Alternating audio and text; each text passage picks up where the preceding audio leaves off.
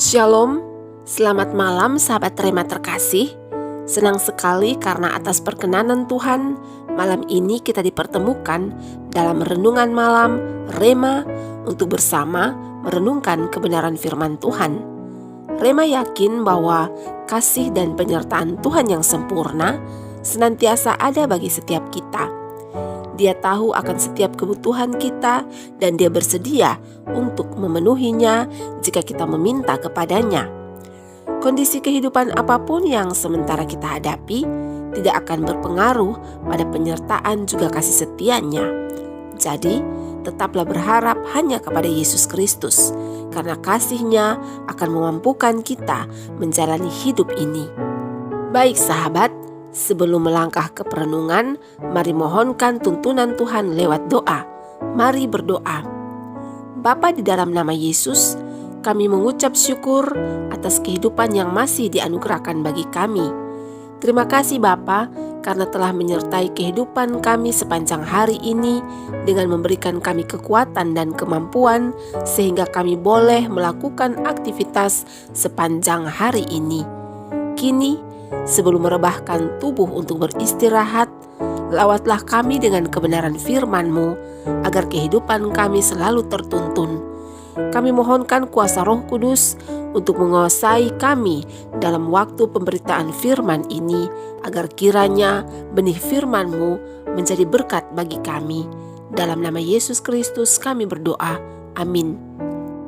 Bagian ayat firman Tuhan yang menjadi pedoman Rema saat ini terbaca dari Injil Yohanes pasal 4 ayatnya yang ke-6, ke-7 dan ke-9 yang berbunyi demikian.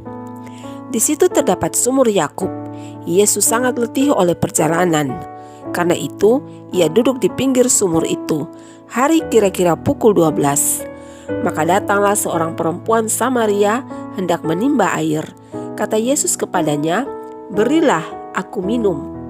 Maka kata perempuan Samaria itu kepadanya, "Masakan engkau seorang Yahudi minta minum kepadaku seorang Samaria? Sebab orang Yahudi tidak bergaul dengan orang Samaria." Demikianlah firman Tuhan. Sahabat Rema, kisah percakapan antara Tuhan Yesus dengan seorang perempuan Samaria yang terjadi di sumur Yakub adalah sebuah kisah yang unik, karena seperti diketahui bahwa orang Yahudi tidak berteman atau bahkan tidak mau mengenal orang Samaria. Hal itu dikarenakan orang Samaria adalah golongan orang yang bukan berdarah asli Yahudi, atau Samaria adalah keturunan blasteran, campuran darah Yahudi dan bangsa asing, seperti yang tertulis dalam kitab 2 Raja-Raja pasal 17 ayat 24 hingga ayatnya yang ke-41. Namun bukan hanya sebatas pada keturunan saja, tetapi juga menyangkut kepercayaan. Bangsa Yahudi menganggap orang Samaria sebagai orang kafir. Pusat penyembahan mereka pun berbeda. Orang Samaria menyembah di Gunung Gerizim, sedangkan pusat penyembahan orang Yahudi di Yerusalem. Namun, sekalipun tidak akur, orang Samaria dan orang Yahudi sebenarnya memiliki pengharapan yang sama, yaitu kedatangan Mesias. Sahabat, perempuan Samaria ini merasa heran ketika Tuhan Yesus meminta minum kepadanya, karena dia biasa bertemu dengan orang-orang Yahudi yang sombong, sok suci, sok tahu kebenaran dan merasa diri paling benar. Namun, dia juga merasa aneh karena rabi Yahudi yang satu ini sungguh sangat berbeda. Tidak seperti orang Yahudi kebanyakan yang dia temui. Tutur katanya sangat santun, menyejukkan dan memberikan pengharapan. Sikapnya sopan dan penuh pengertian. Maka tidak heran meski baru pertama kali bertemu dan berkenalan, namun mereka bisa saling bercakap-cakap dengan sangat baik, karena semua itu terjadi atas dasar kasih. Yesus tidak melihat latar belakang dari perempuan Samaria yang ditemuinya itu. Yesus melihatnya sebagai manusia yang harus dikasihi. Tidak peduli seberapa buruknya dia, tidak peduli seberapa besar kesalahan dan dosa yang telah dilakukannya. Yesus melihat si perempuan Samaria ini sebagai manusia, bukan sebagai kasus. Hal inilah yang membedakan Yesus dengan manusia pada umumnya, karena manusia pada umumnya sering melihat seseorang itu sebagai kasus, apalagi jika orang itu pernah melakukan sebuah kesalahan. Contoh, kita lebih mengenal, mengetahui dan mengingat dengan kuat Simon Petrus sebagai si penyangkal Tuhan Yesus. Juga kita lebih ingat Thomas sebagai si peragu. Tetapi harus menjadi ingatan yang kuat juga kalau Simon Petrus dan Thomas ini adalah penerus-penerus yang martir bagi nama Yesus. Simon Petrus mati disalib dengan kepala di bawah, sedangkan Thomas menginjil sampai ke India dan mati ditombak di sana. Sahabat Rema, Tuhan Yesus tahu bahwa kehidupan dari perempuan Samaria ini tidak benar. Tetapi sikap terbuka dan penerimaan Yesus atas diri perempuan Samaria yang dilandasi kasih ini membuat perempuan Samaria menyadari bahwa hidupnya bermakna. Ia sadar bahwa ada rabi besar yang bisa menerima dirinya apa adanya. Sungguh suatu hal yang luar biasa. Inilah perbedaan cara penerimaan Yesus dengan manusia pada umumnya. Kalau mau jujur, kita pun kerap meminta orang lain dengan syarat. Kita menuntut harus ini, harus itu, namun apakah kita sendiri bisa memenuhi standar yang kita tuntut dari orang lain? Bahkan kadang kita menginginkan orang lain untuk menjadi sempurna. Tetapi cobalah lihat pada diri kita, apakah kita juga sudah sempurna?